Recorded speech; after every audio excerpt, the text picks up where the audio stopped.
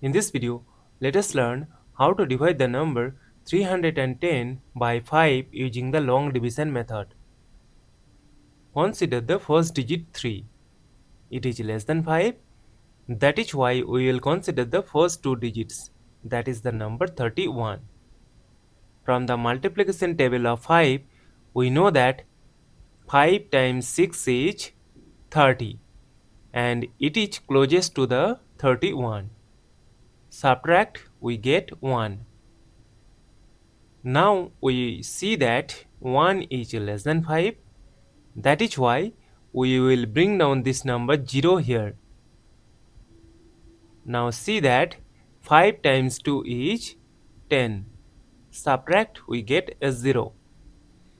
As we get the remainder 0, so we will stop.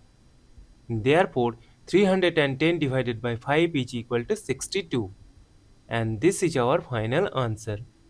Thank you for watching. Please like, share and comment on the video. Also do subscribe the channel.